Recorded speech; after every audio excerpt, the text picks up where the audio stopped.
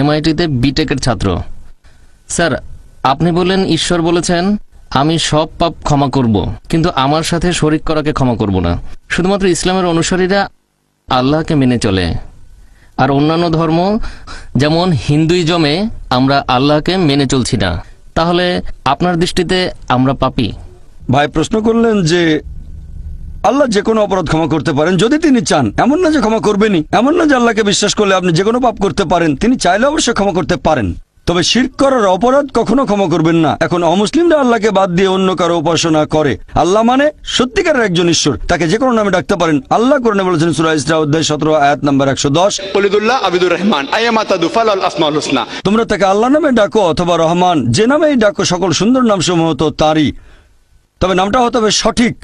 কাউকে জন্ম দেননি, কেবলমাত্র একজন। যদি একমাত্র আল্লাহর ইবাদত করেন, তাকে যে নামেই ডাকেন হতে হবে সুন্দর নাম। সঠিক ধারণা হলে সমস্যা নেই। কিন্তু যদি অন্য কারো উপাসনা করেন, যদি কাউকে শরিক করেন, যেমন অনেকে বলে যীশু খ্রিস্ট ভাই সাল্লাল্লাহু আলাইহি ওয়াসাল্লাম হলেন ঈশ্বর, আমরা বিশ্বাস করি তিনি আল্লাহ তাআলার রাসূল। যদি তাকে ঈশ্বর বলেন, তাহলে সেটা শুধু পাপই নয়, সবচেয়ে গুরুতর পাপ। পবিত্র কোরআন অনুযায়ী, আমার কথা নয়, কোরআন বলছে সূরা নিসা অধ্যায় 4 আয়াত নাম্বার 48, সূরা নিসা অধ্যায় 4 আয়াত নাম্বার 116। শুধু যে কোরআন বলছে তাই নয়, বাইবেলে কথা বলছে।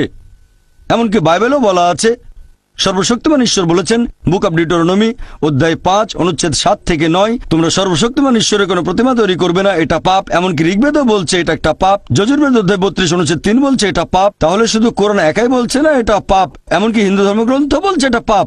ধরেন একজন মুসলিম বলল আমি আল্লাহকে বিশ্বাস করি, তারপর ইবাদত করা শুরু করলো মুহাম্মদ সাল্লাল্লাহু আলাইহি ওয়াসাল্লামকে, নাউজুবিল্লাহ। এটা উদাহরণ দিচ্ছি।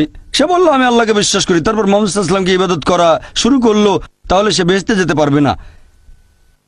একইভাবে কোন খ্রিস্টান যদি এখন যীশু খ্রিস্টের উপাসনা করে, কিন্তু বাইবেল বলছে উপাসনা করা উচিত না, বেদ বলছে অন্য কারো উপাসনা করবে না, তাহলে আপনাদের বেদ অনুযায়ী আপনি হবেন পাপী। তারপর ভগবদ্গীতা অনুযায়ী আপনি হবেন পাপী। তারপর উপনিষদ অনুযায়ী আপনি হবেন পাপী। পবিত্র কোরআন অনুযায়ী আপনি হবেন পাপী। খ্রিস্টানদের বাইবেল অনুযায়ী আপনি হবেন পাপী। আশা করি উত্তরটা পেয়েছেন।